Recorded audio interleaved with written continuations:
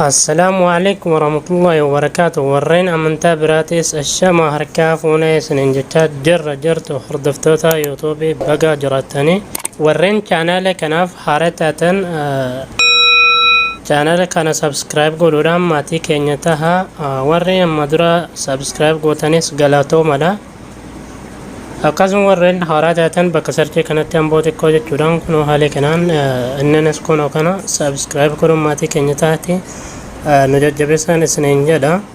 akkasuma video keenyallee like gochuus hin dagatinaa yeroo ilaaltanii ammallee waan isin dhibe tokko comment jalas jaau ndagatinaan isiniin jedha. kanaafuu bulayyan kiyya irrallee barumsa wahii qabadde isinii dhufee jira. barumsi keenya har'aatis uffata alaabaa Oromoo takkahu alaabaa federaalaas haa ta'u ka Tigraay uffata alaabaa suuqa deemtanii bituu hafee jiraan isiniin jedha. akkamitti hojjettanu aappiin ni jira. aappiin dhufeera uffata akka barbaadanitti kun haalee kanaan fakkeenyaaf kan madura irratti onnee godhee kunoo haala kana ni agartan jedhee yaada. kunoo alaabaa federaalaa alaabaa Tigraay kun akkuma kana alaabaa Oromoo takka obaa haalee kanaan akka ajaa'ibatti suuraa tokko kaatanii irratti dhiqachuu takka haala kanatti edit godhachuu ni dandeessaniin isiniin jedha. aappichinis kam jechuun keessan hin oolamu. aappicha linkii isaadha telegram takka description youtube video kiyya jala isiniifan kaachi seenaa buufadha. aappichinis kunoo kana jechuudha. kana yeroo buufattan haala kanaan irra galuudhaan yeroo irra galtan kun haala kanaan isinii dhufaa jechuudha. sana booda mallattoo ida'uu kana tuquudhaan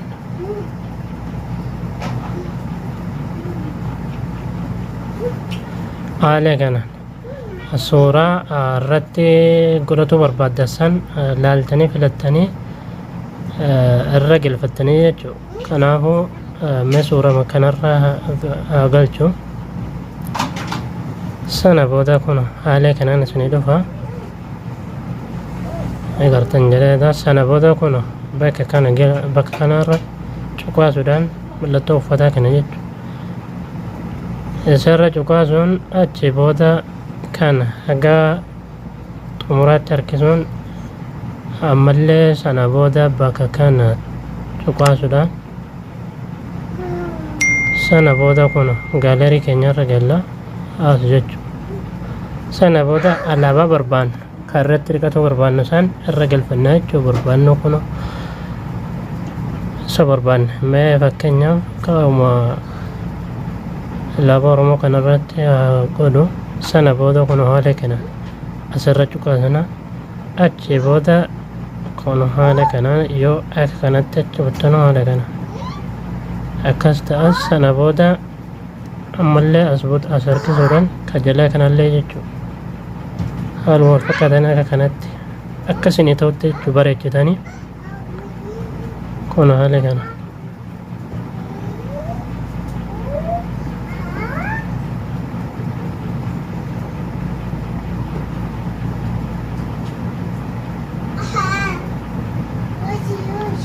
haala kanaan xiqqeessuudhaan walitti harkisuudhaan